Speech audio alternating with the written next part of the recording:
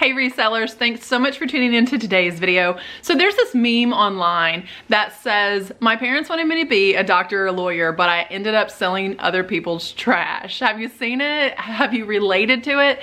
I'm not entirely sure the hourly wage of a doctor or a lawyer, but I can tell you with these 10 items that I sold in the last 90 days, I made a little over $200 an hour selling other people's trash. I made a little over $200 an hour in my own home, mostly from my basement, being able to pick up my kids from school every day, never missing a ball practice, coaching my son's track team, a little over $200 an hour.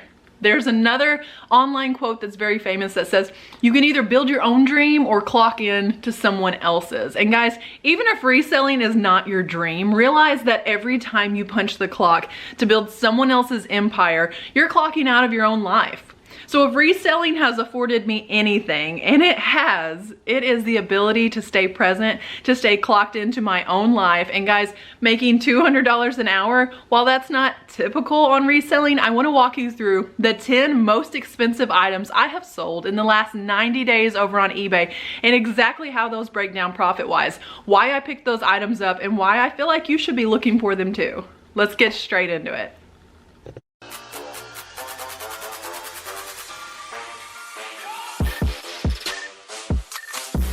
So I'm going to be giving you guys a complete breakdown on these items, including listing photos, why I picked this item up, what it sold for, the price that the buyer paid for the item, plus shipping, as well as what my cost of goods and overall profit was.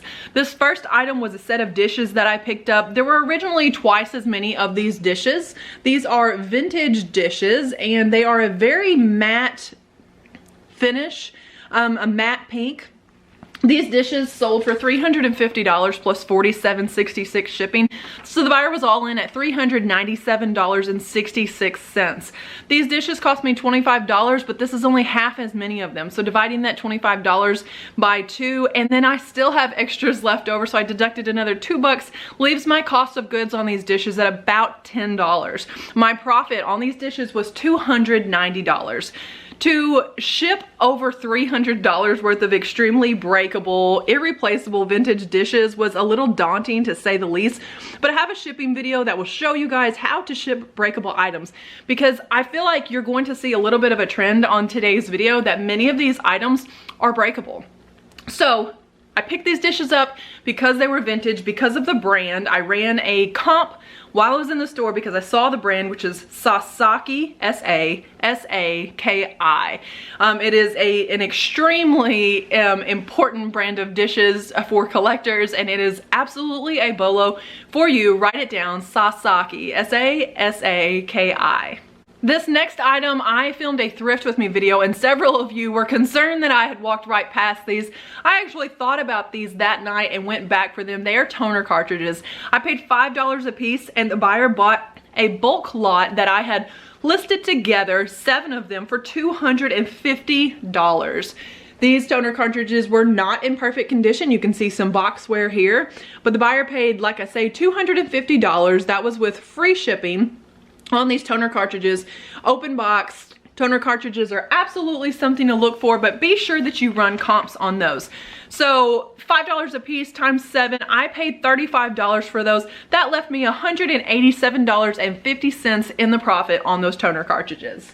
The next item that I picked up was a Brother printer tray. The thrift store actually had this marked as an electronic. They did no due diligence in finding out what was in this box. It was $6, and it is just an optional letter paper tray that you could add to a printer. It was just open box condition.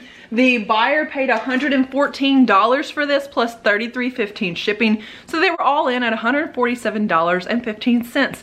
I paid $6 for this item, leaving my profit at $100.02.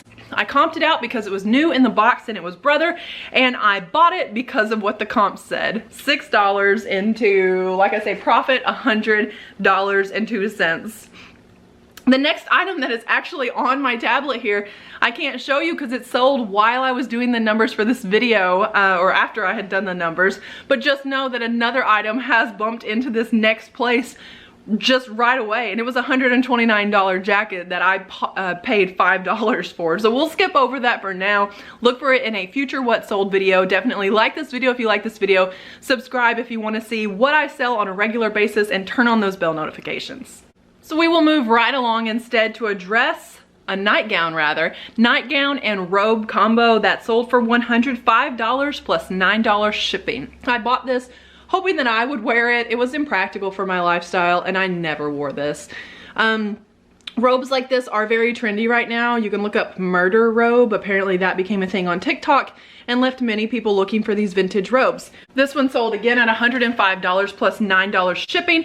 I paid $2.50 for the set, leaving me with an overall profit of $90.18. I bought that robe not based off of any brand, based off the feel of the fabric, hoping that it was nylon, the age of the garment, and just the overall style. Sometimes you just really need to trust your gut and go with those vintage styles, because I guarantee you, even if it's not in style in your wardrobe, there is someone that is looking for that exact piece.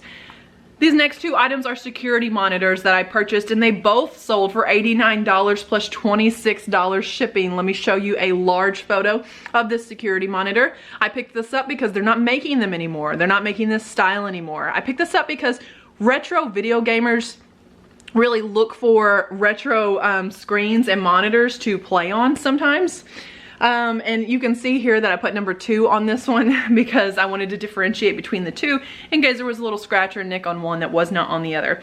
Like I say, the buyers both paid $89 plus $26 shipping, so they were all in at $100.05. One cost more to ship than the other did, but they were both charged a flat $26, leaving me to profit $74.05 on one and $85.05 on the other, because my cost of goods was $6.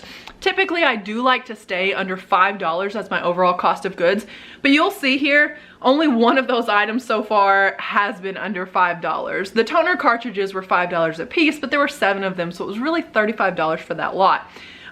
Typically way more than what I would spend on any one item. So what I'm trying to say is there are no hard fast rules.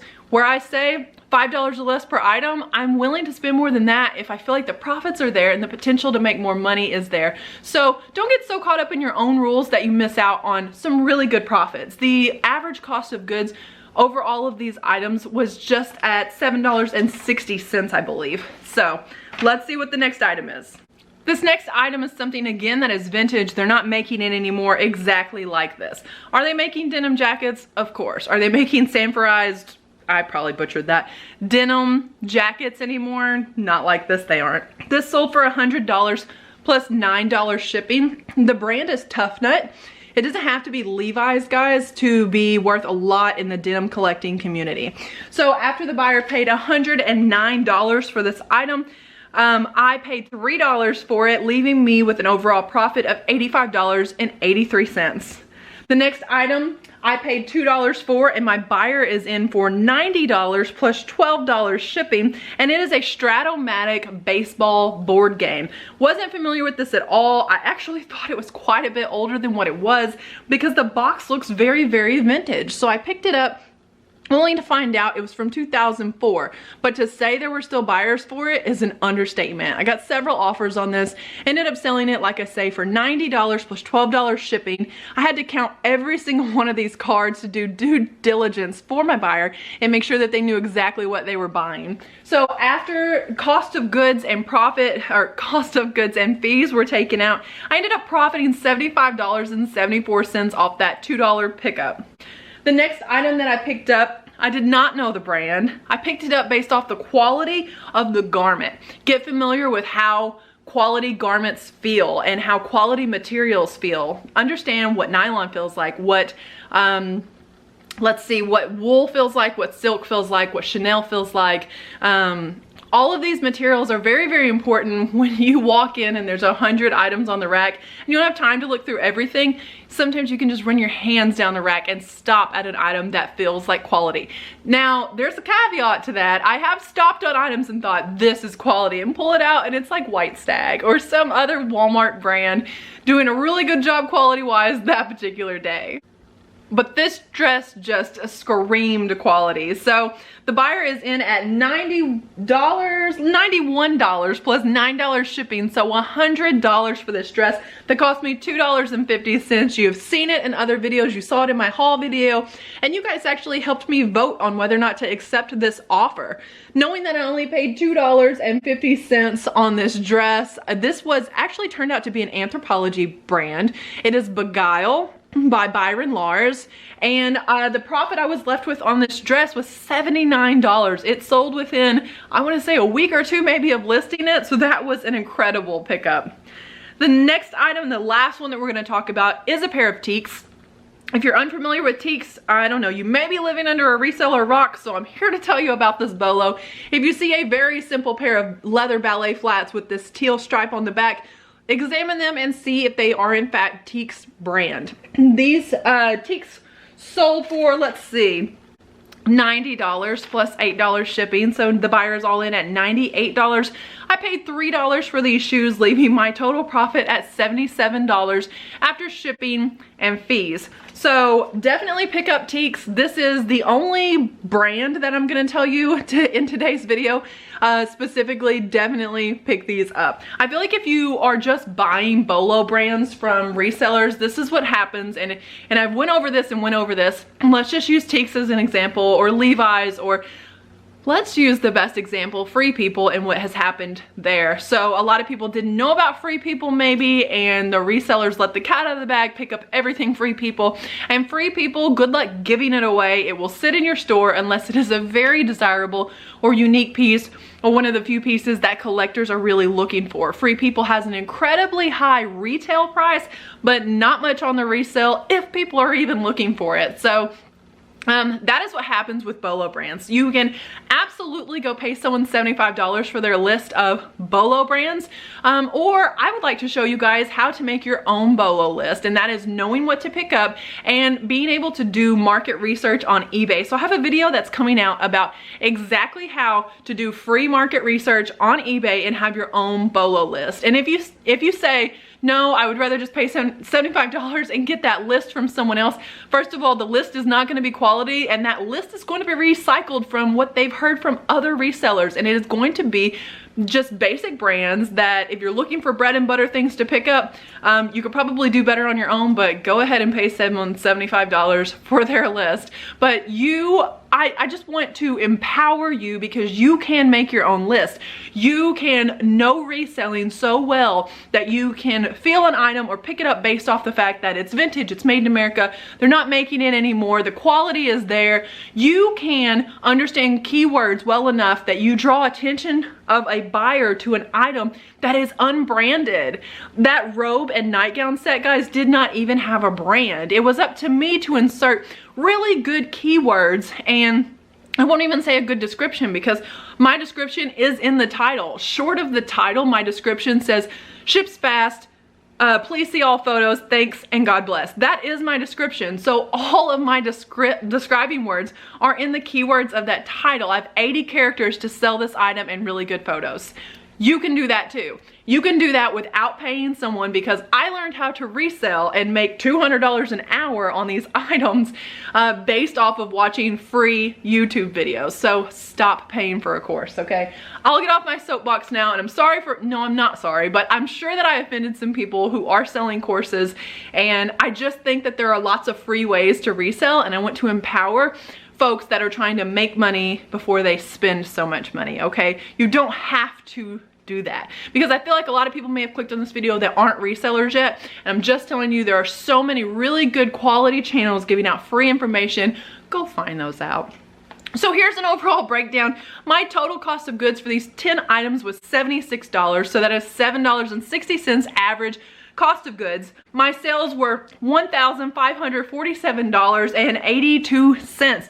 $1,547, you guys, on 10 items. After I deduct my fees, my shipping, and my cost of goods, I'm left with an overall profit of $1,144.37. So that means my average sales price on these 10 items was $154.78. My average profit, $114, guys. So if we take my overall profit and push that $76 cost of goods back into it, that means that I turned $76 into $1,220.37. And all of these sales occurred in a 90-day period. So even if it took the entire 90 days for those things to sell, turning $76 into $1,220 just doesn't happen often. That is 16 times my money, and I challenge you to show me anywhere else that I can turn $76 into 16 times that in a matter of 90 days or less.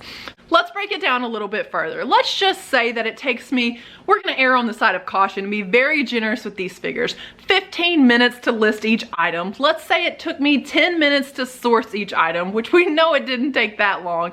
But just to err on the side of caution, let's say several of these items were breakable and some of them fit into poly mailers. Let's just say, on average, it took me 10 minutes to package each item. 15, 10, and 10 means 35 minutes per item. That is sourcing, listing, and packaging the items.